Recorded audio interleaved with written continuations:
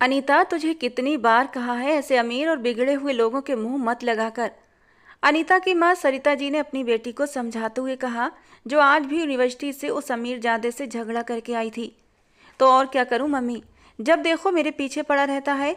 अगर उसे सबक नहीं सिखाऊंगी तो उसकी हिम्मत और भी बढ़ जाएगी। उसने अपना यूनिवर्सिटी बैग उतार कर दीवार पर लगी खूंटी पर लटकाया। इग्नोर कर दिया कर ऐसे लोगों को। हम लोग इतने पैसे वाले नहीं हैं कि इन लोगों से निपट सकें। भगवान न करे कल कला को कुछ गलत हो गया तो हम क्या करेंगे। हम गरीबों के पास तो सिर्फ एक इज्जत ही तो है, अगर वो भी चली जाए तो हम तो कहीं के न रहेंगे। कुछ नहीं होता मम्मी, हम गरीब हैं लेकिन डरपोक नहीं। अगर कल भी उस लड़के ने मुझसे बदतमीजी की तो मैं उसका मुंह तोड़ कर रख दूंगी। अनीता के इरादे बहुत खतरनाक थे, जबकि प्रीत, जो आजकल 12th के एग्जाम देने के बाद फ्री बैठी थी, बहन के ये तेवर देखकर पता नहीं क्यों अंदर से डर के मारे कांप उठी थी। उसे कुछ अनहोनी का एहसास हुआ था। और जब रात को दोनों बहनें सोने के लिए लेटीं तो प्रीत ने डरते डरते पूछा था, दीदी, क्या वो लड़का आपको बहुत तंग करता है? अनीता ने मुड़कर छोटी बहन की ओर देखा। तू टेंशन न ले प्रीत, मैं ऐसे लड़कों को सीधा करना अच्छे से जानती हूँ। दीदी, ये लोग बहुत खतरनाक होते हैं। मैंने सुना है ये अपनी इंसल्ट का बदला बहुत बुरे तरीके से लेते हैं। प्रीत का डर किसी तौर कम नहीं हो रहा था। अरे मेरी नाजुक सी डरपोक सी बहन, मुझे कुछ नहीं होगा। तुम्हारी बहन बहुत हिम्मत वाली है, अब सो जाओ, मुझे पढ़ाई करनी है। बहन को तसल्ली देते हुए अनीता स्टडी टेबल की तरफ बढ़ गई थी। लेकिन उसके तो बहमो गुमान में भी नहीं था कि कल उसके साथ कितना बड़ा भयानक हादसा होने वाला था। अगर उसे पता होता तो शायद वो घर के बाहर कदम न निकालती, खुद को दुनिया की नज़रों से छुपा कर रख लेती। सुबह नाश्ते की टेबल पर नाश्ता करते हुए सरिता जी ने ये बात अपने पति के सामने छेड़ दी। आप कुछ करें ना, वो लोगों की शिकायत पुलिस में करें या फिर यूनिवर्सिटी में जाकर ही कुछ करें। वो रात को ही अपने पति को अनीता का मामला बता चुकी थी कि एक लड़का उसे यूनिवर्सिटी में तंग करता है। मेरी इतनी हैसियत नहीं है सरिता कि मैं ऐसे अमीर लोगों से उलझ सकूं। मैंने तो पहले ही कहा था कि यूनिवर्सिटी के चक्कर बक्कर छोड़ो, बेटी के हाथ पीले करो और उसके फर्ज से आज़ाद हो जाओ। लेकिन नहीं, तुम्हें ही बेटियों को पढ़ाने का शौक चढ़ा था। अब देखो, हो गया ना ये मामला। अब मैं क्या करूं, मेरी तो अब भी यही सलाह है, ये पढ़ाई छोड़कर अपने घर की हो जाओ। पापा, कैसी बेकार की बातें कर रहे हैं आप। अब मैं बिगड़े हुए लोगों से डरकर अपनी पढ़ाई छोड़ दूं, ये नामुमकिन है। मैं पढ़ लिख कर कुछ बनना चाहती हूँ, प्रीत के लिए कुछ करना चाहती हूँ, उसे उसके कदमों पर खड़ा करना चाहती हूँ। उसने प्यार से छोटी बहन के सर पर हाथ रखा था। अच्छा, आप लोग परेशान मत हो, मैं प्रिंसिपल से जाकर बात कर लूँगी। माँ बाप को तसल्ली देती हुई अनीता घर से निकल चुकी थी, ये जाने बगैर कि अब इस घर में कभी लौटकर वापस नहीं आ पाएगी। किशोर राठौर अनीता के लगाए गए थप्पड़ को किसी भी तौर भुला नहीं पा रहा था। उसने अपने मन में बहुत खतरनाक प्लान बनाया था। अनीता घर से निकलकर यूनिवर्सिटी भी नहीं पहुंच पाई थी कि रास्ते से ही किशोर राठौर ने उसे अपनी गाड़ी में बिठा लिया और गाड़ी हवा से बातें करती हुई वहां से फरार हो गई। वो सीधा उसे लेकर अपने फार्म हाउस पर आया था। ये रात अनीता के लिए एक काली भयानक रात साबित हुई थी। किशोर के साथ साथ उसके 4 दोस्त भी थे। सुबह अनीता को खराब हालत में वो लोग सड़क पर छोड़कर फरार हो गए थे। उन्हें किसी बात का डर नहीं था, क्योंकि वो बहुत ही ऊंची पहुंच रखने वाले लोग थे। अनीता जैसे तैसे खुद को जबरदस्ती घसीट कर घर के अंदर दाखिल हुई थी। प्रीत अपनी सहेली के घर गई हुई थी और उसके पापा अपने काम पर, जबकि सरिता जी किचन में खाना बना रही थी। वो चुपचाप अपने कदमों को घसीटती हुई कमरे में चली गई और फिर चुपचाप इस बेदर्द दुनिया से मुंह मोड़ लिया। उसे अब जिंदा रहकर भी क्या करना था, जब उसके पास उसकी इज्जत ही नहीं थी। और जैसे ही घर वालों को ये पता लगा, उन पर एक कयामत टूट पड़ी थी। सरिता जी बेटी के बेजान वजूद को देखकर चीखें मार मार कर रो रही थीं। प्रीत तो बस पत्थर निगाहों से बहन को देखे जा रही थी। अनीता के पापा को ये खबर दी गई और वो भागे भागे घर आए थे। बेटी जिस हालत में थी वो देख न सके और चुपचाप आंसू बहाते हुए अपने कमरे में चले आए। आंखें बंद करके बेड पर लेट गए। उनका दिल इतना बड़ा सदमा सह न सका और वो चुपचाप इस दुनिया से चल बसे। एक ही घर से 2 मौतें हुई थीं। ये मंजर देखने वालों की आंखें नम कर गया था। प्रकृति का यही तो नियम है, मरने वालों के साथ मरा नहीं जाता। दोनों माँ बेटी तन्हा इस दुनिया में रह गई थीं, लेकिन अपनी जिंदगी को घसीटने के लिए। कभी प्रीत अपनी माँ को सहारा देती तो कभी सरिता जी अपनी बेटी प्रीत को संभालती। दोनों माँ बेटी ही एक दूसरे के आंसू पोंछती थीं, लेकिन प्रीत ने और उसकी माँ ने सोच लिया था किशोर राठौर को सजा जरूर दिलवाएंगी। वो अपने बड़े से ऑफिस में फाइल्स में सर झुकाए उन्हें चेक करने में बिजी था जब उसके कानों में बाहर से शोर शराबे की आवाज़ें सुनाई दी। उसने फौरन अपनी पर्सनल सेक्रेटरी को अंदर बुलाया और बाहर के बारे में पूछा। उसे पता चला कि एक लड़की है जो बगैर अपॉइंटमेंट के ऑफिस में आई है और जिसे गार्ड बाहर निकाल रहे हैं, मगर वो लड़की जिद पर अड़ी हुई है कि उसे तन्मय आर्या से हर कीमत पर मुलाकात करनी है। तन्मय आर्या कुछ देर सोचता रहा, फिर अपनी सेक्रेटरी को कहा कि उस लड़की को अंदर भेजो। जब वो लड़की अंदर दाखिल हुई तो तन्मय आर्या उसे देखता ही रह गया था। 17-18 साल की कमसिन लड़की, चेहरे पर मासूमियत, बड़ी बड़ी सुनहरी आंखें जिनमें तैरता पानी साफ नजर आ रहा था। तन्मय आर्या तो था ही हुस्न परस्त, कैसे उसकी मासूमियत भरे हुस्न से नजरें हटाता। वो इस वक्त डार्क ब्लू सिंपल से सूट में थी, वाइट दुपट्टा उसके कंधों पर पड़ा हुआ था। शायद वो लड़की रोती रही थी, उसकी सुनहरी आंखें रोने की वजह से गुलाबी हो रही थीं। बेचैनी से उसने अपने नाजुक गुलाबी होठों को कुचल कुचल कर और भी लाल कर लिया था। उसकी नज़र उस लड़की के मासूम और खूबसूरत चेहरे पर जम सी गई थी। अचानक उस लड़की ने अपने गले से एक पतली सी सोने की चैन उतार कर टेबल पर रख दी और आंखों में आंसू भरकर तन्मय आर्या के सामने हाथ जोड़कर खड़ी हो गई। सर, भगवान के लिए मेरी मदद कर दें, मैं बहुत गरीब हूँ। मेरी दीदी के साथ बहुत जुल्म हुआ है, उन्हें इंसाफ दिला दें। मैं आपकी फ़ीस के नाम पर बस आपको ये सोने की चैन दे सकती हूँ। ये मेरी माँ की आखिरी निशानी है। उसकी सुनहरी आंखों से टप टप आंसू गिर रहे थे, खूबसूरत होंठ काँप रहे थे। तन्मय आर्या एक ट्रांस की सी हालत से बाहर आया और उसे नरमी से कुर्सी पर बैठने का इशारा किया। बताओ तुम्हारी प्रॉब्लम क्या है? उसने बहुत ही नरम अंदाज में उससे पूछा था और धीरे धीरे वो उसे अपने सारी प्रॉब्लम बताने लगी। और प्रीत की कहानी सुनकर तन्मय आर्या ने गहरी सांस ली थी। प्रीत और उसकी बेसहारा बीमार माँ, जिन पर गम के पहाड़ टूट पड़े थे, उनके घर की बर्बादी के जिम्मेदार आज़ाद घूम रहे थे। वो अपनी बहन को इंसाफ दिलाना चाहती थी। तन्मय आर्या का नाम उसने सुन रखा था, जो इस शहर का सबसे मशहूर और महंगा वकील था, जिसकी फ़ीस वो लोग अफोर्ड नहीं कर सकते थे। मगर वो एक उम्मीद पर चली आई थी, ये सोचकर कि शायद वो वकील उस पर तरस खाकर उसका केस लड़ने को तैयार हो जाए। आते वक्त उसकी माँ ने अपने सोने की चैन उसे दे दी थी कि अगर वो बिना फीस के केस लेने से मना कर दे तो एडवांस के तौर पर ये चैन उस वकील को दे देना, जिसकी कीमत सिर्फ और सिर्फ 25,000 रुपये थी। अपनी पूरी कहानी सुनाने के बाद वो उसके सामने हाथ जोड़कर विनती करने लगी थी। सर, मेरी बहन को इंसाफ दिला दें, बदले में मैं आपके घर की नौकरानी तक बनकर हमेशा के लिए काम करने के लिए तैयार हूँ। मैं आपकी फ़ीस का एक एक पैसा चुका दूंगी। तन्मय आर्या कुछ पल सोचता रहा, फिर एक गहरी मुस्कुराहट उसके लबों पर आई थी। एक नया ख्याल उसके दिमाग में आया। वो बहुत ही खामोशी के साथ अपनी कुर्सी से उठा और उसके सामने जाकर खड़ा हो गया। उसकी सुनहरी आंखों में आंखें डालकर बोला, मैं तुम्हारी बहन का केस फ्री में लड़ने को तैयार हूँ और तुम्हारी बहन को इंसाफ भी दिलाऊंगा, लेकिन एक शर्त पर, अगर तुम 1 महीने के लिए मुझसे शादी करके मेरे साथ रहोगी तब। प्रीत का रंग सफ़ेद पड़ा था। उसका मतलब वो अच्छी तरह समझ गई थी। वो इंसान बदले में उसका वजूद चाहता था। 1 महीने तक उसका इस्तेमाल करके जब उसका मन भर जाता उसे छोड़ देता। एक गहरी दुख भरी सांस लेकर उसने हाँ कर दी। उसे पता था आज की दुनिया में कोई भी बिना मतलब के किसी का काम नहीं करता। फिर कम से कम उस वकील के अंदर इतनी तो इंसानियत थी कि वो उसके साथ शादी के बाद ही उसे हासिल करना चाहता था। बिना शादी के उसने उसे अपने करीब आने की शर्त नहीं रखी थी। बढ़ना चाहता तो वो उसे 1-2 दिन के लिए ऐसे ही बिना शादी के भी इस्तेमाल करने की शर्त रख सकता था। और यहीं पर प्रीत के दिल में थोड़ा सा सुकून था कि वो भले 1 महीने के लिए ही सही, लेकिन कम से कम उसकी पत्नी तो बनकर रहेगी। उसके दिल को कोई मलाल नहीं होगा कि उसने एक नाजायज़ रिश्ता जोड़ा था।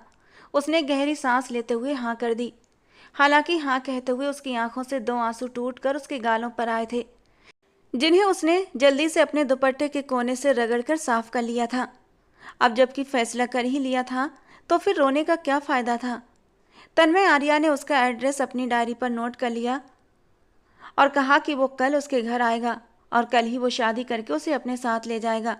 ये कहते हुए उसने अपना कार्ड भी प्रीत की तरफ बढ़ा दिया था, जिसे उसने अपनी मुट्ठी में दबोच लिया। उसके दिल पर एक भारी बोझ आ पड़ा था। वो अपनी बहन को इंसाफ दिलाने के लिए ये कौन सा फैसला ले चुकी थी। उसकी बहन की इज्जत खराब हुई थी अपनी बहन को इज्जत दिलाने, उसे इंसाफ दिलाने के लिए वो ये केस लड़ना चाहती थी, लेकिन यहाँ पर तो वो खुद ही अपनी इज्जत दांव पर लगा चुकी थी। क्या ये फैसला सही था? कहीं वो कोई बड़ी गलती तो नहीं करने जा रही थी? उसके दिलो दिमाग में एक जंग सी छिड़ी हुई थी, लेकिन उसने सोच लिया था कि मैं उन दरिंदों को यूं आज़ाद नहीं घूमने दूंगी जिन्होंने ज़बरदस्ती मेरी बहन के साथ जुल्म किया था। मैं तन्मय आर्या की तलाकशुदा पत्नी बनकर चाहे पूरी जिंदगी बैठी रहूं, लेकिन उन दरिंदों को सज़ा जरूर दिलवाऊंगी। यही सोचकर उसके दिल में सुकून की लहर दौड़ गई थी। घर आकर उसने अपनी माँ को सारी बात बता दी कि मम्मी, शायद हमारा भगवान हम पर कृपा किए हुए है, क्योंकि वो वकील हमारा केस लड़ने के लिए मान गया है। उसने नजरें चुराते हुए अपनी माँ को ये बात बताई थी। हालांकि शादी वाली बात उसने अभी अपनी माँ से छिपा ली थी। उसके अंदर हिम्मत ही नहीं थी। वो कैसे अपनी माँ को बताती कि वो कितना बड़ा सौदा करके आई थी, जबकि उसकी माँ की आंखों में आंसू चमकने लगे थे। उन्होंने बेटी को सीने से लगा लिया। मुझे उम्मीद थी प्रीत, हमें इंसाफ जरूर मिलेगा। लेकिन प्रीत, ये सब कुछ हुआ कैसे? वो तो बहुत बड़ा वकील है, लाखों में उसकी फीस होती है। फिर भला वो बिना फीस के लड़ने को कैसे मान गया? तुम जरूर मुझसे कुछ छुपा रही हो ना? मेरी आंखों में देखो। और वो अपनी माँ से झूठ ना बोल सकी। उसने गहरी सांस लेते हुए कहा, हाँ माँ, उसने एक बहुत बड़ी शर्त मेरे सामने रखी है, और वो ये कि वो मुझसे शादी करना चाहता है। उसके बाद ही वो ये केस लड़ेगा। आखिर में वो अपनी माँ से 1 महीने वाली बात छुपा ही गई थी। सारा सच बताकर वो इस वकील को हाथ से जाने नहीं देना चाहती थी, क्योंकि अगर उसकी माँ को 1 महीने की शादी की बात पता चल जाती तो वो हरगिज भी शादी की इजाज़त न देती। मम्मी, वो वकील कहता है कि अगर मैं उससे शादी कर लूँ तभी वो ये केस फ्री में लड़ेगा, वरना नहीं। उसकी माँ ये बात सुनकर परेशान हो गई थी, मगर प्रीत ने माँ को समझा बुझाकर राजी कर लिया था। मम्मी, इसमें परेशान होने की कौन सी बात है? इतना बड़ा वकील है, और अगर वो मुझसे शादी कर रहा है तो ये तो बहुत अच्छी बात है। लेकिन प्रीत, ये क्या तरीका है? ये तो एक सौदा कर रहा है, और रिश्तेदारियां सौदेबाजी से नहीं होती। मेरा दिल अंदर से डर रहा है। वो इतना बड़ा वकील है, इतना पैसे वाला, उसके चर्चे तो दूर दूर तक फैले हैं। फिर भला वो हम जैसे गरीब लोगों में रिश्ता क्यों जोड़ेगा? ना मेरी बच्ची, तू ये कदम मत उठा। तू उसे मना कर दे। हम कोई और वकील कर लेंगे। मैं तेरी जिंदगी दांव पर नहीं लगा सकती। और फिर अभी तेरी उम्र ही क्या है? 18 साल की होने में भी अभी पूरे 2 महीने बाकी हैं।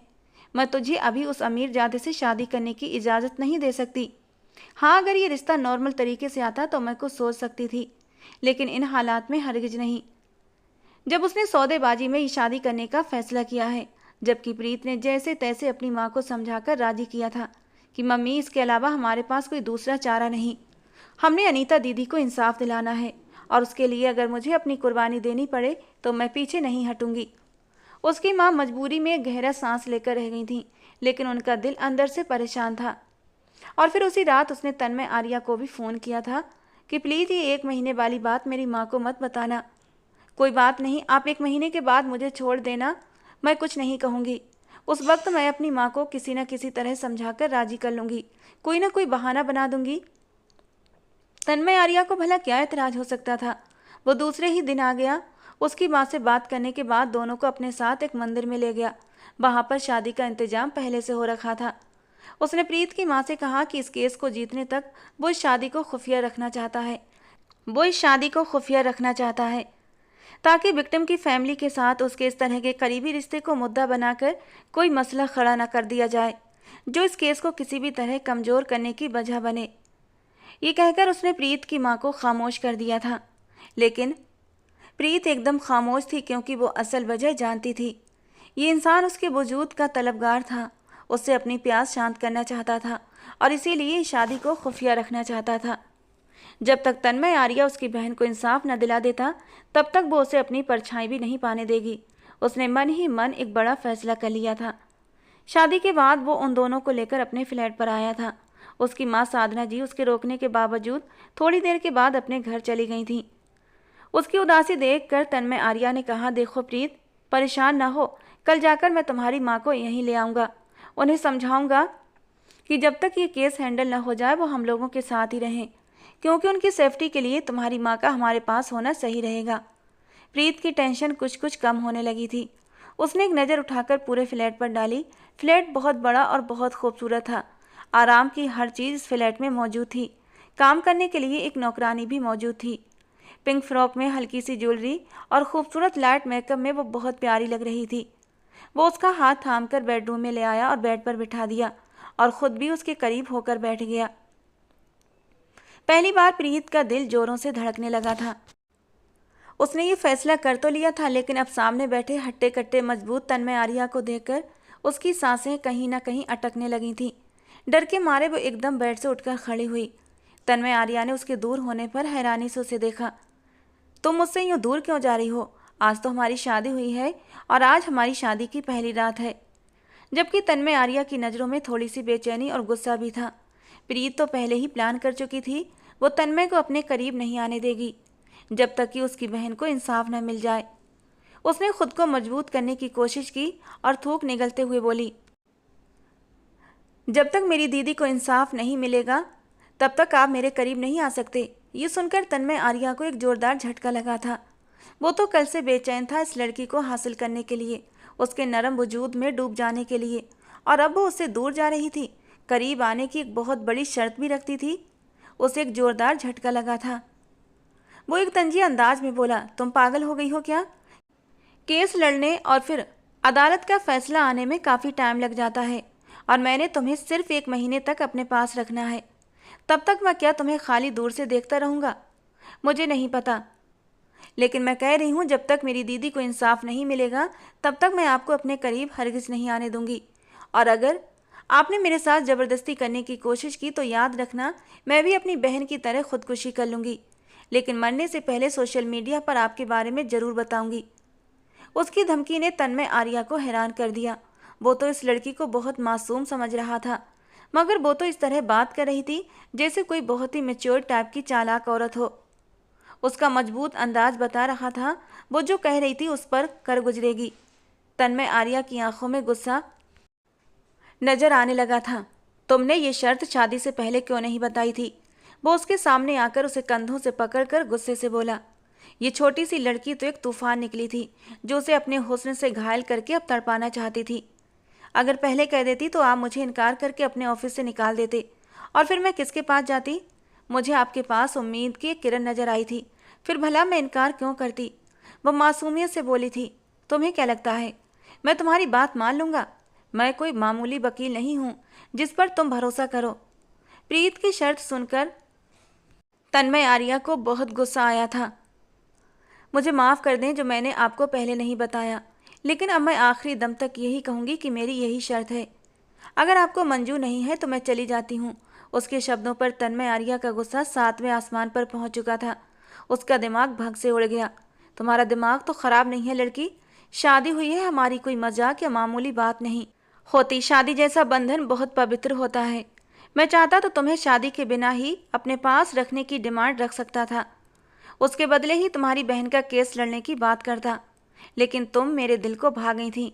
मैं तुम्हारे साथ वक्त गुजारना चाहता था, लेकिन एक जायज़ रिश्ते के साथ, इसीलिए मैंने शादी की बात रखी थी। और अब तुम मुझसे शादी जैसे रिश्ते का मजाक उड़ा रही हो। तुम इस डील को इतनी आसानी से ख़त्म कैसे कर सकती हो भला? तो वही तो मैं आपको समझाना चाहती हूँ कि मैं आपकी पत्नी हूँ। जब तक आप नहीं चाहेंगे मैं कहीं नहीं जा सकती। इस शादी से अपनी मर्जी से जान नहीं छुड़ा सकती। फिर भला आपको भरोसा क्यों नहीं? जो मैं चाहती हूँ वो करके दिखा दें, बदले में मैं खुद आपके सामने पेश हो जाऊंगी और उफ तक नहीं करूंगी। जरूरी तो नहीं कि 1 ही महीने में आप मुझसे अपने दिल का सुकून हासिल कर लें। आप अपना काम ख़त्म कर लें, उसके बाद जब तक आप चाहें मुझसे सुकून हासिल करते रहना, और उसके बाद जब मुझसे दिल भर जाए मुझे छोड़ देना। आंखों की नमी हथेलियों से साफ करते हुए प्रीत ने बहुत हिम्मत से कहा था।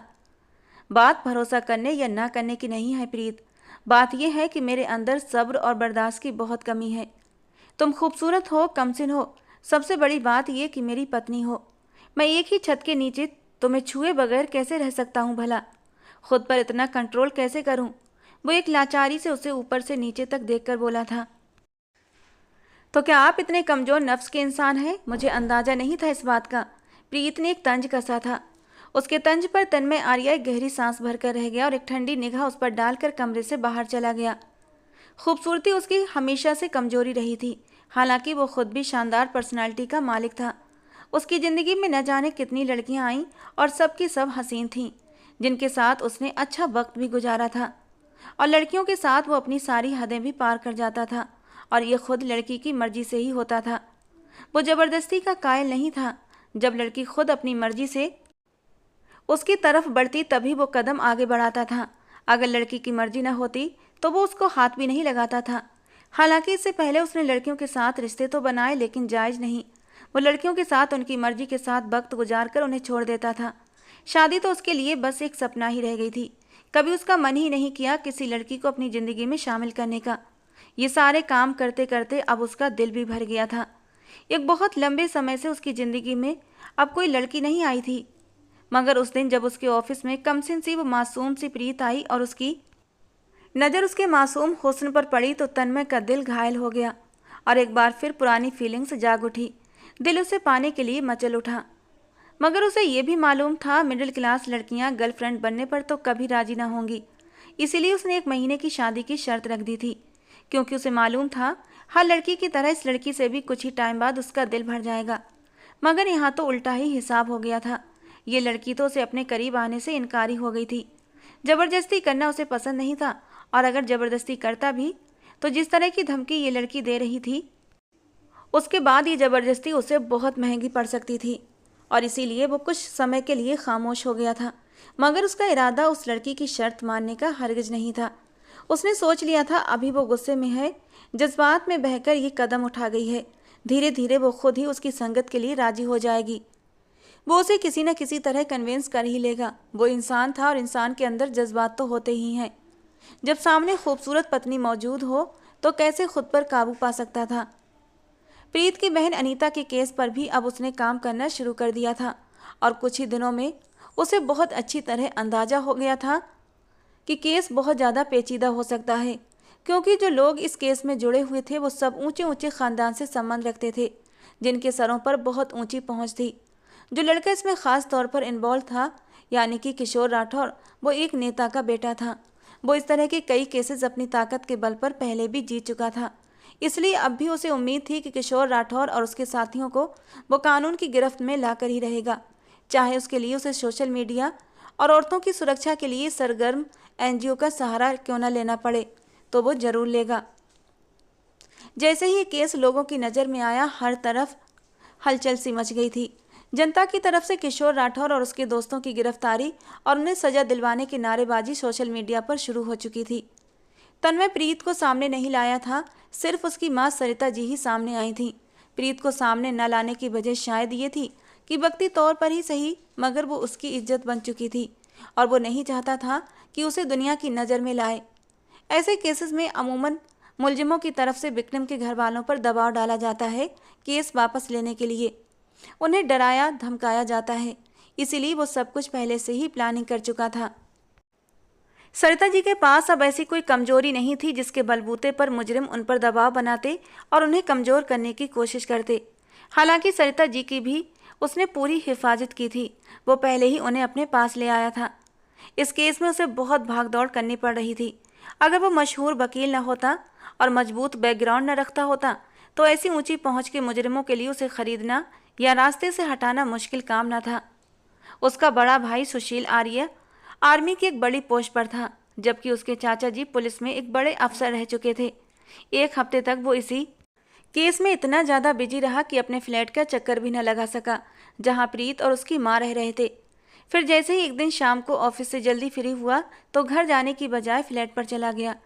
कुछ देर वो प्रीत की माँ के साथ बैठकर केस के बारे में डिस्कस करता रहा, फिर अपने कमरे में चला आया। प्रीत वहाँ नहीं थी। उसका दिल उसकी संगत के लिए बुरी तरह तलबगार हो रहा था। उसने नौकरानी से प्रीत को बुलाने का कहा। कुछ देर बाद ही वो आ गई थी। ब्लैक जॉर्जेट के सूट में उसकी चांदनी जैसी रंगत खूब दमक रही थी। दुपट्टा गले में पड़ा हुआ था। चेहरे के मासूम नए नक्श जिस पर तन्मय फिदा हो चुका था, इस वक्त उसे अपनी ओर बुरी तरह खींच रहे थे। आपने मुझे बुलाया? वो सावधान से अंदाज में दरवाजे पर ही खड़ी पूछ रही थी। तन्मय जो बेड पर लेटा उसे गहरी नज़रों से देख रहा था, उठकर बैठ गया।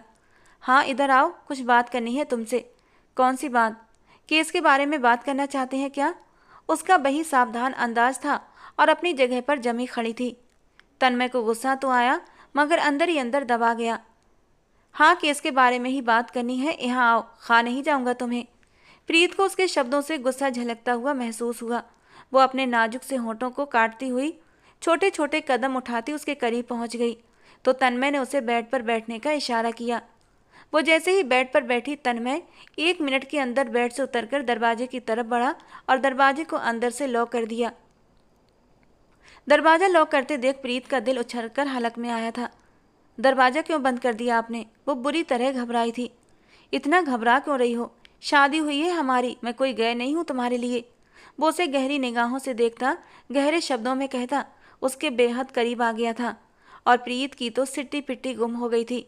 उसने बदहवास होकर अपने बचाव के लिए इधर उधर देखा, मगर उसे कुछ समझ नहीं आ रहा था कि क्या करे और क्या न करे। सामने कुछ ही इंच के फासले पर वो खड़ा था, जिसकी निगाहें उसके इरादे बता रही थीं। वो ये भी जानती थी कि चीखने चिल्लाने का भी कोई फ़ायदा नहीं था, क्योंकि कमरा साउंड प्रूफ था, और अगर साउंड प्रूफ ना भी होता तो वो चिल्ला नहीं सकती थी, क्योंकि इस सूरत में माँ को असल बात बतानी पड़ती। देखिए सर, आपके जो भी इरादे हैं उनसे बाज आ जाएं। मेरी शर्त पूरी किए बगैर आप मुझे छू नहीं सकते। वो अंदर से काफ़ी डरी हुई थी, लेकिन ऊपर से खुद को मजबूत दिखाने की कोशिश करते हुए उसने एक बार फिर अपनी बात तन्मय आर्या को याद दिलाई थी। उसे उसके गलत इरादों से रोकना चाहा, मगर तन्मय को उसके खूबसूरत चेहरे और वजूद के अलावा कुछ दिखाई और सुनाई नहीं दे रहा था। वो उसके इतना करीब आ चुका था कि उसकी सांसों की गर्मी और उसके बदन से उड़ती कीमती परफ्यूम की खुशबू प्रीत को बखूबी महसूस हो रही थी। उसने तन्मय को खुद से दूर रखने की हर मुमकिन कोशिश की, धमकियां बिनती, मगर तन्मय पर किसी भी बात का असर न हुआ। उसने एक झटके से खींचकर उसके नरम दूधिया मुलायम वजूद को अपनी बाहों में भरा था और उसकी गर्दन में अपना चेहरा छुपा गया। वो बेतहाशा उसे अपने लबों से छूने लगा। वो इस वक्त पूरी तरह जज्बातों में बह चुका था। प्रीत के वजूद की नरमी उसे किसी और ही दुनिया की सैर करा रही थी। अगले ही पल वो उसके आंखें जज्बात की शिद्दत से लाल होने लगी थीं। तन्मय के शरीर का एक एक अंग प्रीत को पाने के लिए मचल उठा था, जबकि प्रीत एक सहमी हुई हिरनी जैसी लग रही थी। वो खुद ही तो इस दलदल में फंसने आई थी। अब जब फंस चुकी थी तो रोने या चीखने चिल्लाने का कोई फायदा नहीं था। गलती तन्मय की नहीं थी, उसने तो पहले ही सब कुछ क्लियर करके उसे बता दिया था। उसे किसी भी धोखे में नहीं रखा था। गलती तो खुद प्रीत की थी। अगर उसे अपनी शर्त रखनी थी तो उसे शादी से पहले ही अपनी शर्त तन्मय को बतानी थी, और अब तो वो अपने जाल में खुद फंसी थी। तो शिकारी का शिकार होने के लिए उसे खुद ही अपने आप को पेश करना था। थोड़ी देर तक उसने खुद का बचाव करने की कोशिश की, लेकिन फिर बाद में वो कोशिश भी बंद कर दी और अपना वजूद उसकी बाहों में ढीला छोड़ दिया था। हालांकि उसके चेहरे पर थोड़ा सा डर जरूर था, क्योंकि अभी वो इस तरीके के किसी भी रिश्ते के लिए खुद को दिमागी तौर पर तैयार नहीं कर पाई थी। उसने तो कभी इस रिश्ते की नाजुकता के बारे में सोचा ही नहीं था।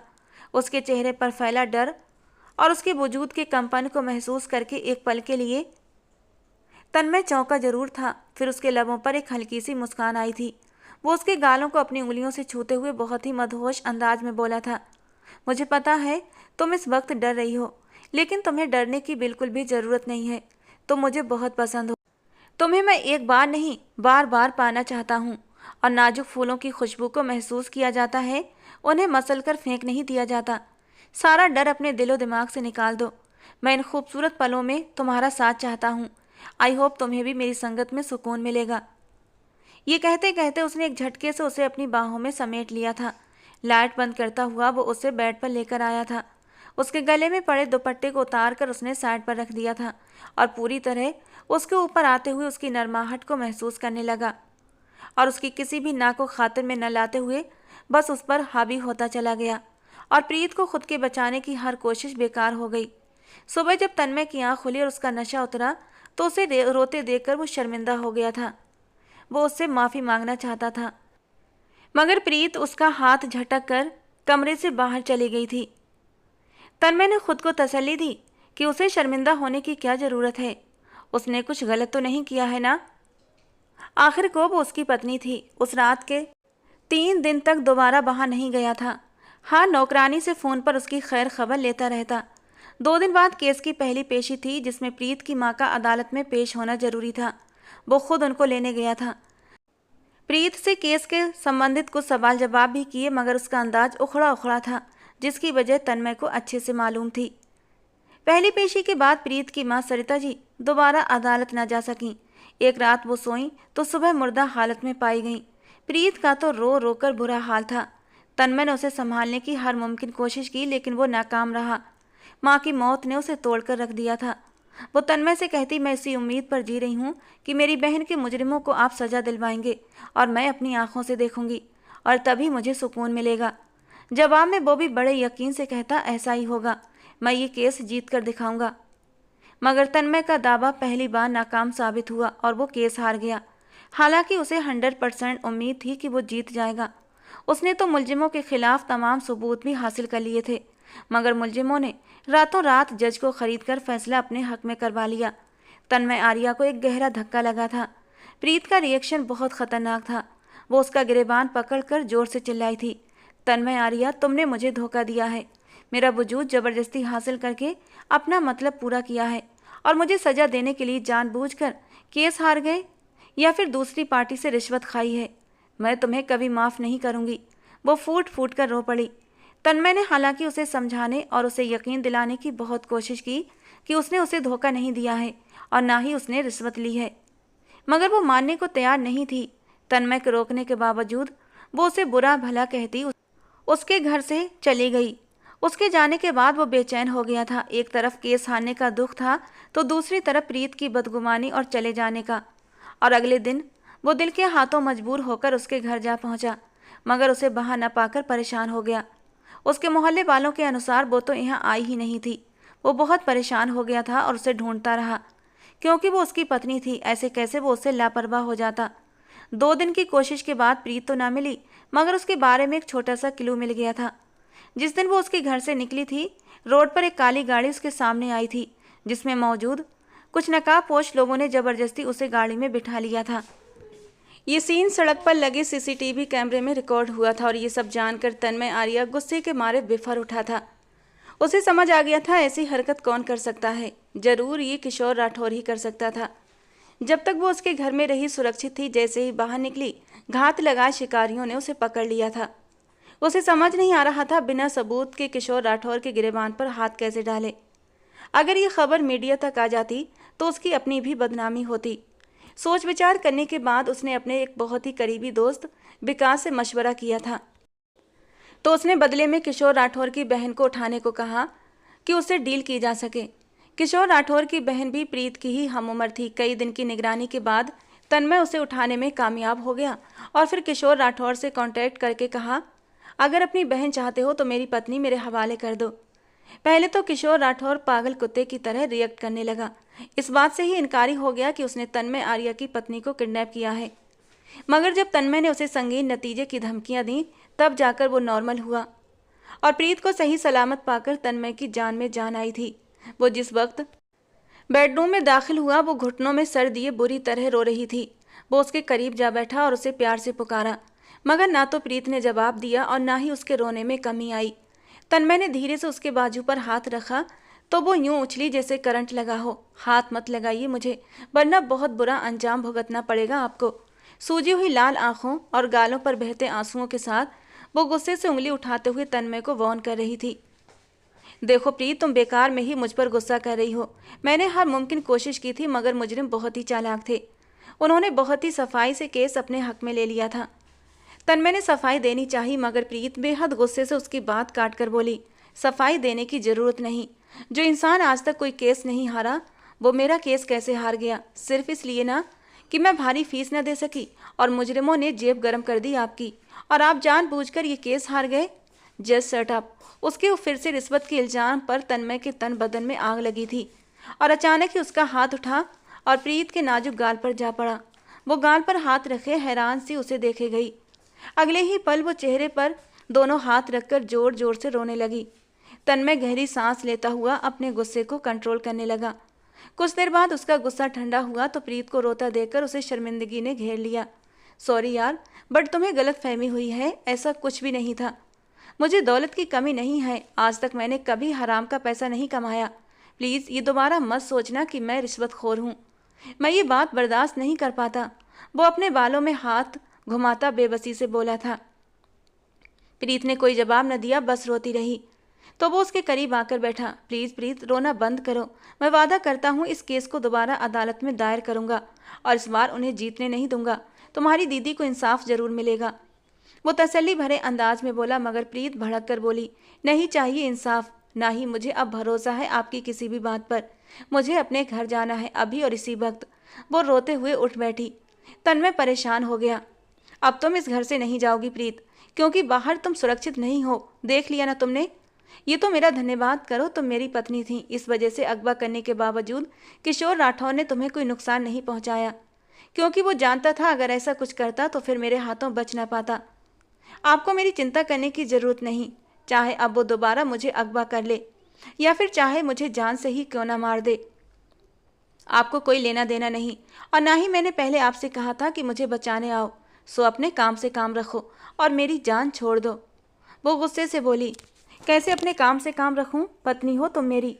तन्मय ने हल्का सा मुस्कुराकर कहा, पत्नी हूं तो तलाक देकर ये रिश्ता खत्म कर दें। वो बिना सोचे समझे कह गई, जज सटा प्रीत, फिजूल की बातें करके मुझे गुस्सा दिलाकर दोबारा हाथ उठाने पर मजबूर मत करो। तन्मय के माथे पर बल पड़े थे। कुछ गलत नहीं कहा मैंने। 1 महीने का कॉन्ट्रैक्ट था, अब ख़त्म हो गया 1 महीना। सो आज़ाद करें मुझे। इंसाफ तो मेरी बहन को आप दिला ही चुके हैं, प्रीत ने तंजिया अंदाज में कहा। तन्मय ने अपने होंठ भींचे और फिर कुछ पल बाद सर्द अंदाज में बोला, कॉन्ट्रैक्ट मैरिज वाली बात, उस शर्त को भूल जाओ, क्योंकि जब तुम्हारा काम मैं नहीं कर पाया तो इस कॉन्ट्रैक्ट वाली शर्त की भी अब कोई अहमियत नहीं। वो उससे नजरें चुराते हुए बोला था। हालांकि सच तो ये था कि उसका दिल उसे छोड़ने के लिए राजी ही नहीं था। क्या मतलब? प्रीत ने हैरानी से उसे देखा। मतलब ये कि तुम मेरी पत्नी हो और अब हमेशा रहोगी। उसने प्रीत की आंखों में आंखें डालकर पूरी सच्चाई के साथ ये बात कही थी। अगर मुझे डिवोर्स नहीं देंगे तो मैं अदालत के जरिए आपसे तलाक लूंगी। जो बात उसके दिमाग में आई वो एकदम कह गई, जबकि प्रीत की बात पर तन्मय के होंठों पर एक हल्की सी मुस्कान आई थी। एक वकील को धमकी दे रही हो और बिना फीस के? मेरे बगैर तुम्हारा केस लड़ेगा कौन? और मैं अपने खिलाफ तो कम से कम तुम्हारा केस हरगिज नहीं लड़ने वाला। तन्मय शरारती अंदाज में कहते हुए उसकी बात को मजाक में उड़ा गया। ठीक है, नहीं देनी तलाक तो मत दें, मगर इतना याद रखिएगा मैं आपके साथ नहीं रहूंगी, चली जाऊंगी यहाँ से। उसने तन्मय को धमकी दी। मेन गेट पर सिक्योरिटी बढ़ा दी है मैंने, फिर भी तुमने इस घर से बाहर कदम निकालने की गलती की तो मैं तुम्हारी टांगें तोड़कर रख दूंगा।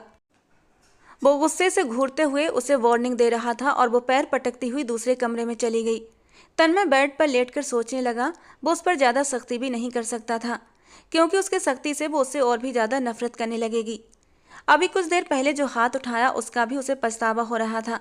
अगले कई दिनों तक वो उसे मनाने की कोशिश करता रहा, मगर वो किसी भी तरह मान नहीं रही थी। तन्मय दिल के हाथों मजबूर था, क्योंकि इन दिनों जब वो उसे ढूंढ रहा था तब उसे बुरी तरह एहसास हुआ था कि वो तो उसकी मोहब्बत में गिरफ्तार हो चुका था।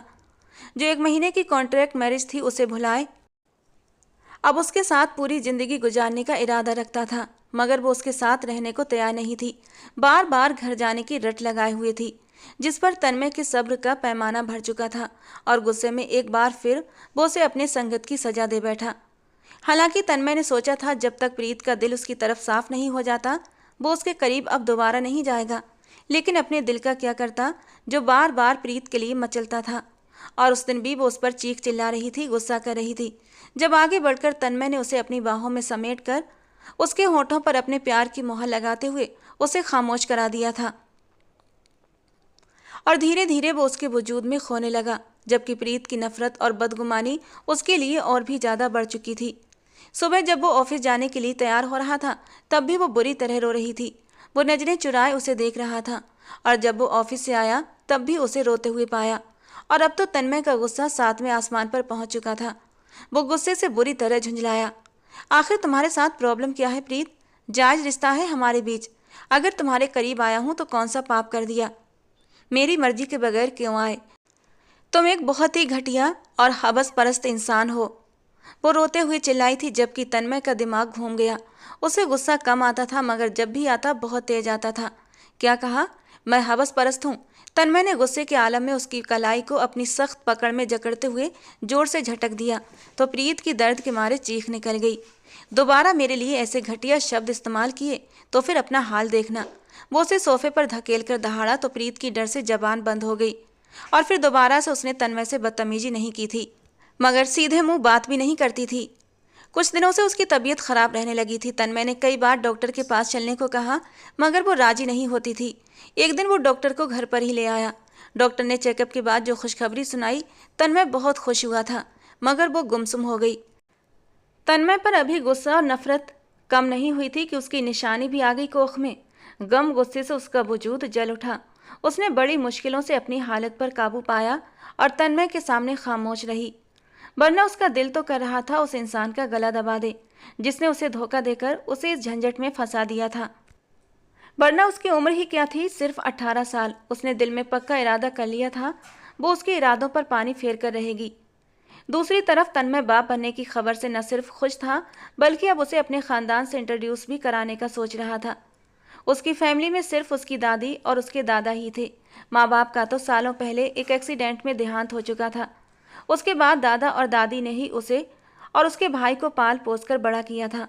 उसके भाई सतीश आर्या, जो कुछ साल पहले ही अमेरिका चले गए थे अपनी फैमिली के साथ। वो जानता था दादी और दादा को अपनी शादी का बताया तो उसे बहुत डांट सुनने को मिलेगी। फिलहाल वो दोनों सतीश भाई के पास अमेरिका गए हुए थे। जैसे ही वो वापस आते, तन्मय अपनी शादी के बारे में उन्हें बताने का इरादा रखता था और दिमागी तौर पर हर डांट के लिए खुद को तैयार कर चुका था। रात को ही उसने प्रीत से कहा था कि कल मैं तुम्हें अपने घर ले जाऊंगा, अपनी फैमिली के पास। प्रीत जवाब में बिल्कुल खामोश रही। तन्मय नहीं जानता था उसके दिमाग में क्या चल रहा है, क्योंकि अब वो किसी भी तरह का रिएक्शन शो नहीं करती थी। खामोश सोचों में गुम रहती, यहाँ तक कि उसके करीब आने पर भी उसे दूर जाने की कोशिश नहीं करती थी, बल्कि बहुत ही सुकून से उसकी बाहों में खुद को ढीला छोड़ देती। एक दिन जब वो सोकर उठा और अपना मोबाइल ऑन किया तो हैरान रह गया। उसके फेसबुक अकाउंट से एक ऐसी पोस्ट की गई थी जो उसके करियर की तबाही की वजह बन सकती थी। पोस्ट में लिखा था कि मैं स्वीकार करता हूं, मैंने अनीता के केस में मुलजिमों से रिश्वत ली थी, जिसकी वजह से जानबूझकर मुझे हारना पड़ा। पोस्ट को किए 10 घंटे हो चुके थे और अब तक हजारों की तादाद में लोग देख भी चुके थे और कमेंट भी कर चुके थे। वो फौरन ही समझ गया ये किसकी हरकत हो सकती है। रात को सोने से पहले उसने किसी वजह से अपने मोबाइल का पासवर्ड हटाया था और फिर लगाना भूल गया। यही उससे गलती हुई थी। उसके सोने के बाद प्रीत को ये हरकत करने का मौका मिल गया। उसके दोस्तों की, क्लाइंट्स की मैसेज और कॉल आ रहे थे। हर कोई जानना चाहता था क्या वाकई उसने ऐसा किया था। तन्मय ने जल्दी से न सिर्फ पोस्ट डिलीट की, बल्कि दूसरी पोस्ट लिखकर बताया कि मेरा अकाउंट कुछ घंटे के लिए हैक हो गया था और जिसने हैक किया था उसी ने ये हरकत की है। प्रीत, जो ये हरकत करने के बाद अपने दिल ही दिल में डर रही थी, हैरान रह गई जब तन्मय ने उससे कुछ भी नहीं कहा। शायद इस तरह खुद को अच्छा दिखाकर ये साबित करना चाहता है कि वो उसे कितना प्यार करता है। मैं तो उसे ऐसी सज़ा दूंगी कि खुद के किए पर पछताएगा, प्रीत ने नफरत से सोचा। हालांकि वो उसका हर मुमकिन ख्याल रखता था, मगर उसके साथ उसकी कड़ी निगरानी भी करता था, क्योंकि उसे प्रीत पर भरोसा नहीं था। इसीलिए उसके अकेले बाहर जाने पर पाबंदी थी। चेकअप के लिए जाना होता तो वो उसे खुद लेकर जाता था। एक दिन वो ऑफिस में था जब अचानक प्रीत ने उसे फ़ोन करके पार्क जाने की इजाज़त मांगी। उसका कहना था कि घर में पड़े पड़े उसका दम घुट रहा है। न चाहते हुए भी तन्मय ने उसे इजाज़त दे दी थी, लेकिन उसने नौकरानी को फ़ोन करके प्रीत का ख़ास ध्यान रखने को बोला था। लेकिन प्रीत नौकरानी को बड़ी ही सफाई से चकमा देकर फरार हो गई। तन्मय आर्या को पता चला तो उसके पैरों तले से ज़मीन निकल गई। न जाने ये लड़की क्यों अपनी ही दुश्मन बनी हुई थी। अब की बार वो अकेली नहीं थी, उसकी कोख में तन्मय आर्या की औलाद भी थी, जिसकी वजह से वो खुद को पल पल मरता महसूस कर रहा था। पहले तो उसने उसे अपने तौर पर ढूंढने की कोशिश की और फिर नाकामी पर अपने एक पुलिस ऑफिसर दोस्त की मदद भी ली, मगर 1 महीना गुजर गया और प्रीत का कुछ पता न चला। वो गायब हुई तो ऐसे गायब हुई जैसे ज़मीन खा गई या फिर आसमान निगल गया। तन्मय बहुत दर्द में ज़िंदगी गुजार रहा था। उसकी एक ही ख्वाहिश थी, एक बार उसे मिल जाती तो उसे ऐसी सज़ा देता कि वो दोबारा इस तरह की हरकत करने के काबिल न रहती। उसे प्रीत पर बहुत गुस्सा आ रहा था। अगर वो उसके सामने होती तो उस पर सारा गुस्सा निकाल देता। महीने पर महीने गुजरते चले गए और प्रीत को ढूंढने में वो नाकाम रहा। और फिर एक दिन पुलिस को एक लड़की की बॉडी मिली जो प्रेग्नेंट थी। चेहरा पहचान के काबिल नहीं था, मगर बाकी पहचान उसके कपड़े बता रहे थे। उस लड़की की बॉडी पर वही कपड़े थे जो कपड़े पहनकर प्रीत घर से फरार हुई थी। वो प्रीत की ही बॉडी है। ये खबर सुनकर तन्मय आर्या बहुत रोया था। उसको रोता देखकर आसपास मौजूद खड़े लोगों की आंखें भी भीग गई थीं। वो इस कदर मजबूत पर्सनालिटी का मालिक, अपने गुस्से के लिए मशहूर वकील, आज किस तरह फूट फूट कर रो रहा था। हर कोई उसे हैरानी और भीगी आंखों से देख रहा था। उसके दोस्त उसे घटना स्थल से मुश्किल से उठाकर लाए थे। ये गम उसके दिमाग पर कुछ ज़्यादा ही सवार हो गया था और उसने खुद को अपने कमरे में कैद कर लिया था। लेकिन फिर धीरे धीरे दादा और दादी की कोशिशों से वो नॉर्मल हुआ और अपने काम में खुद को बुरी तरह बिजी कर लिया। लेकिन इस सब के बावजूद वो प्रीत और अपने बच्चे की यादों को दिमाग से निकाल नहीं पाया था। वो एकदम टूट कर रह गया था। न किसी से बात करता, न हंसता मुस्कुराता था, बस जिंदगी को जैसे बोझ की तरह धकेल रहा था। 3 साल गुजरने के बावजूद वो प्रीत को किसी भी तौर भूलने में नाकाम रहा था। दादा और दादी जब भी उसे शादी का कहते वो नाराज हो जाता। यहाँ तक कि उसके दादा उसकी शादी की हसरत लिए इस दुनिया से चल बसे। उस दिन भी जब वो ऑफिस से घर आया तो दादी उसके सामने वही टॉपिक लेकर बैठ गई। तन्मय, आखिर कब तक यूं ही घूमते रहोगे? 32 साल के हो गए हो, न जाने किस वक्त मेरी आंखें बंद हो जाएं। मैं तुम्हारे बच्चों को गोद में खिलाकर मरना चाहती हूँ। मेरी ख्वाहिश पूरी कर दो बेटा। दादी ने उसके सामने हाथ फैला दिए। तन्मय ने गहरा सांस लेकर उन्हें दुख से देखा। आप जानती हैं ना दादी, मैंने शादी कर ली थी। मेरी तो औलाद भी इस दुनिया में आने वाली थी, मगर मेरी किस्मत अच्छी नहीं थी जो मुझे खुशी रास नहीं आई। अब मैं दोबारा ये तजुर्बा नहीं दोहराना चाहता। तन्मय, जरूरी तो नहीं हर लड़की एक जैसी निकले। उसने तुम्हारी मोहब्बत की कदर नहीं की, तुम्हारा कहना नहीं माना और देखो सजा पाली।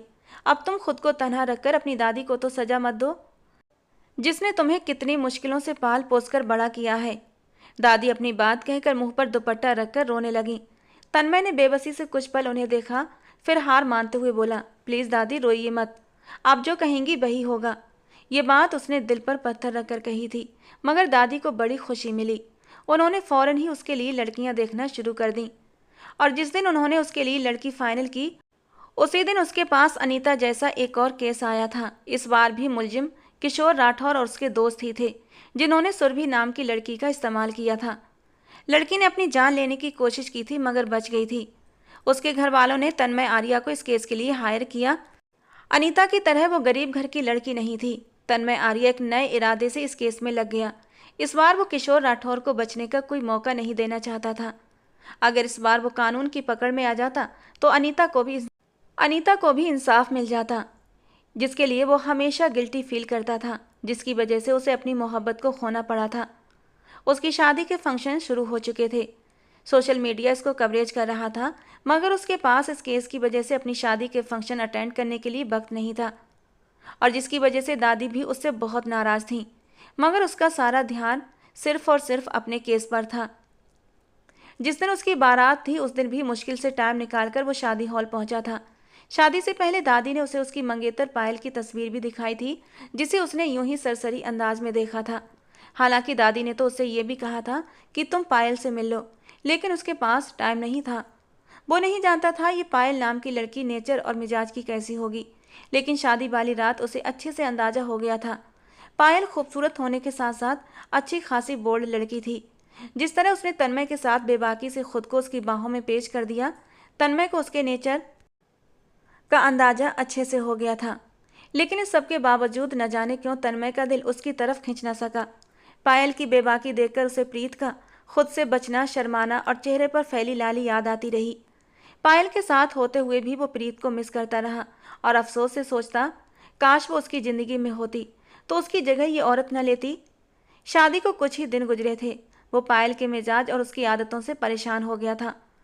ऑफिस में होता तो फ़ोन कर करके नाक में दम कर देती, घर पर होता तो हर वक्त चिपकने की कोशिश करती, बार बार वक्त न देने की शिकायत करती, घूमने के लिए जिद करती। जबकि तन्मय इस सबसे झुंझलाहट का शिकार हो चुका था।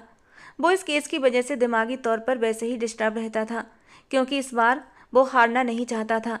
लड़की के घर वालों को किशोर राठौर की तरफ से केस वापस लेने के लिए ब्लैकमेल किया जा रहा था, मगर तन्मय ने उन्हें केस ख़त्म करने से रोक रखा था।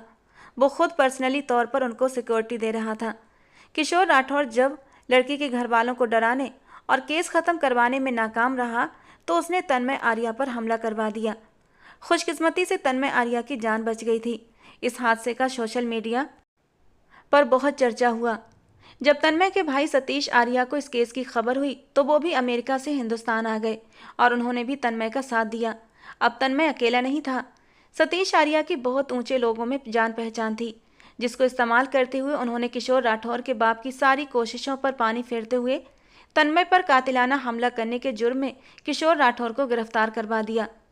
जब वो एक बार सलाखों के पीछे चला गया तो तन्मय के लिए सुरभि और अनीता के केस के सारे सबूत इकट्ठे करना कोई मुश्किल काम नहीं रहा था और फिर उसने सारे सबूत इकट्ठे करके उन्हें अदालत में पेश कर दिया।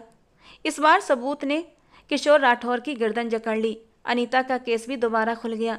किशोर राठौर के बाप की लाख कोशिशों के बावजूद भी किशोर राठौर को 20 साल की कैद और 10 लाख जुर्माना और उसके दोस्तों को भी 10 लाख जुर्माना और 20 साल की कैद सुनाई गई थी।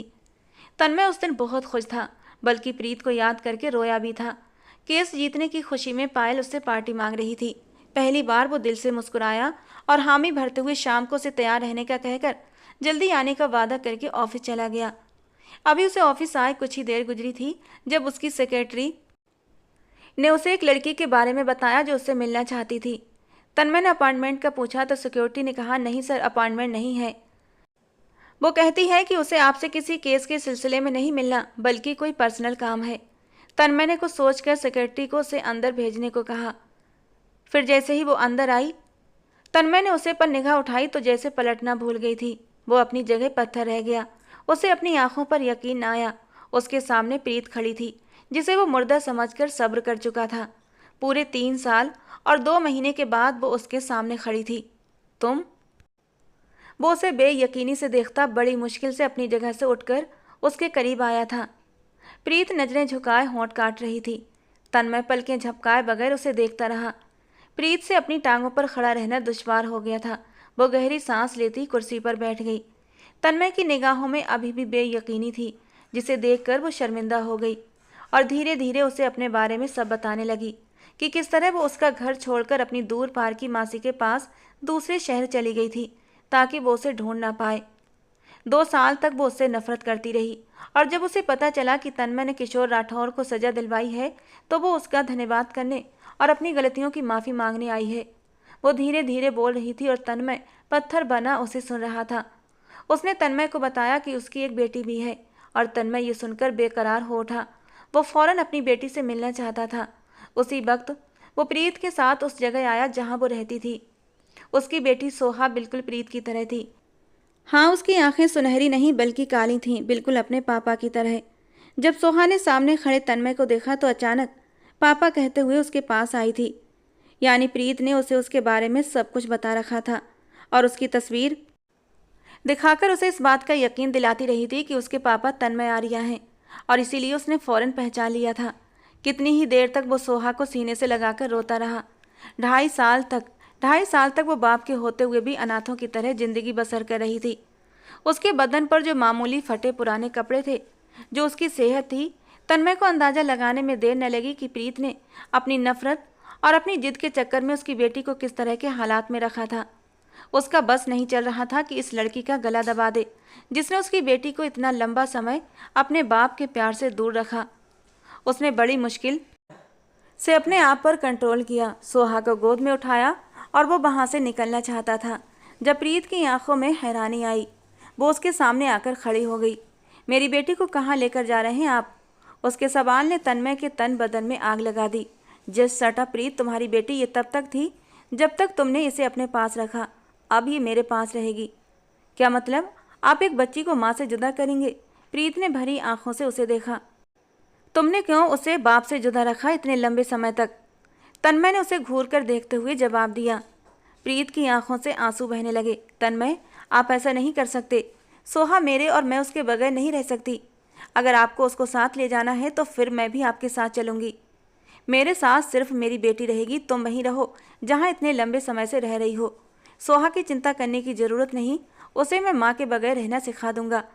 तन्मय की गुस्से से कहने पर प्रीत की आंखों से आंसू बहने लगे। तन्मय, आप मेरे साथ ऐसा नहीं कर सकते।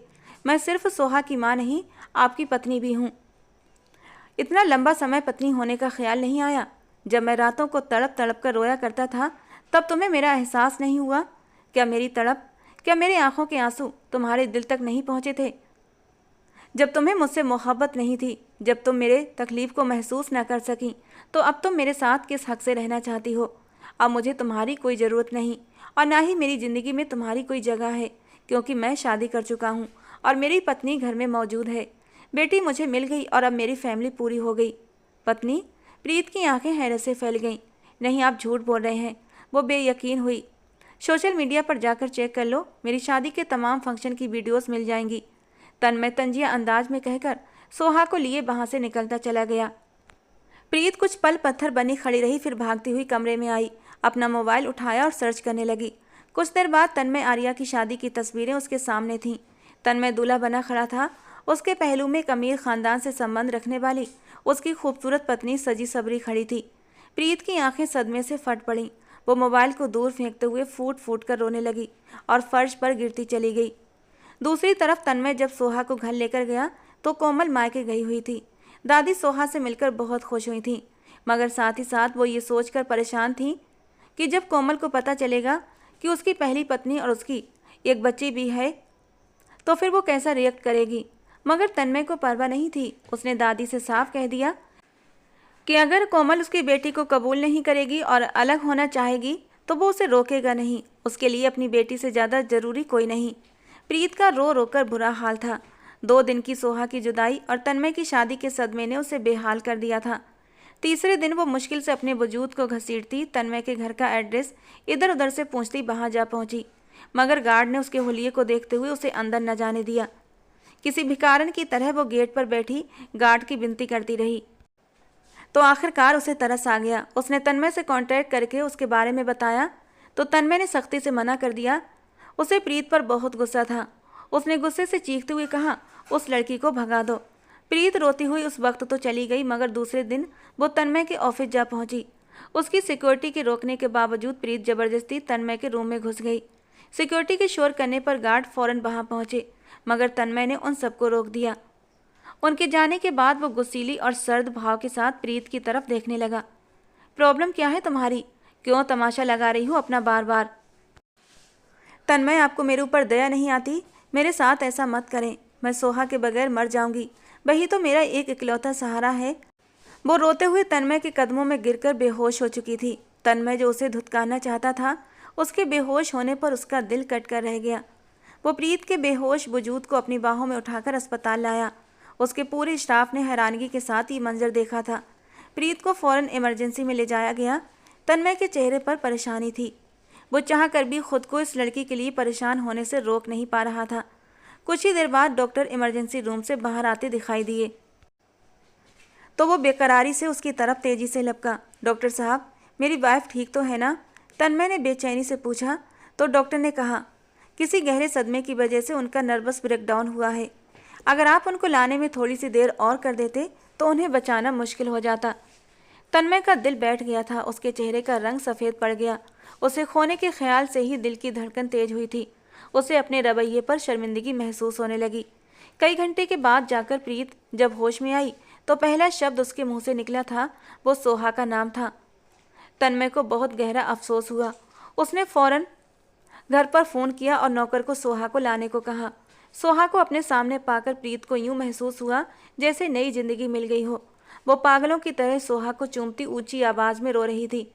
तन्मय ने बड़ी मुश्किल से उसे चुप करवाया और फिर कुछ खिलाने में कामयाब हुआ, क्योंकि डॉक्टर के अनुसार 2 दिन से उसका मैदा बिल्कुल खाली था। 3 दिन हॉस्पिटल में वो एडमिट रही। तन्मय ने उसकी देखभाल के लिए 2 नर्सेस हायर कर ली थी। रोज़ वो सोहा को उससे मिलवाने भी लाता। जब उसे डिस्चार्ज किया गया तो वो सीधा उसे घर लेकर आया था। दादी प्रीत के साथ लिए दिए अंदाज में पेश आई थी। कोमल अब तक मायके में ही थी। तन्मय प्रीत से कुछ ज़रूरी बात करने के अलावा कोई दूसरी बात नहीं कर रहा था, मगर इसके बावजूद वो उसका पूरा ख्याल रखता था। जब कोमल आई तो तन्मय की पहली पत्नी और बेटी को देखकर वो हैरान रह गई और फिर उसने एक बड़ा हंगामा मचा दिया। तन्मय का उससे जोरदार झगड़ा हुआ था। उसकी एक ही शर्त थी कि तन्मय अपनी पहली पत्नी को तलाक दे दे और बेटी भी उसके हवाले कर दे, जबकि तन्मय ने साफ कह दिया, अगर रहना है तो मेरी पहली पत्नी और बेटी को कबूल करना होगा, वरना तुम्हारी मर्जी। जबकि दादी भी तन्मय से नाराज़ थीं। उनका कहना था कि प्रीत ने उसे इतनी तकलीफ़ दी, उसकी बेटी को उससे दूर रखा और अब उसको अपना रहा है, उसे पायल की बराबरी दे रहा है। तन्मय का कहना था वो प्रीत को इसलिए नहीं छोड़ सकता क्योंकि वो उसकी बेटी की माँ है। कोमल और उसके बीच झगड़ा बढ़ता जा रहा था, जिसमें प्रीत एक तरफ खामोश डरी सहमी कैदी की तरह इंतजार करती रही कि न जाने उसके बारे में क्या फैसला होता है। तन्मय जब किसी भी तरह अपनी बीवी और बेटी से दूर होने को तैयार न हुआ तो पायल ने तलाक लेने का फैसला कर लिया और तन्मय को कोई फर्क न पड़ा। हाँ, दादी उससे काफ़ी समय तक नाराज नहीं थी, जिन्हें तन्मय ने बड़ी मुश्किल से मना लिया था। प्रीत उसके इंतजार में थी, न जाने कब अपनी नाराज़गी ख़त्म करके उसकी तरफ लौटता है। वो उसका दिल जीतने की हर मुमकिन कोशिश कर रही थी। उसका खाना, कपड़े, हर चीज़ का ख्याल रखने की जिम्मेदारी उसने अपने सर पर ले रखी थी।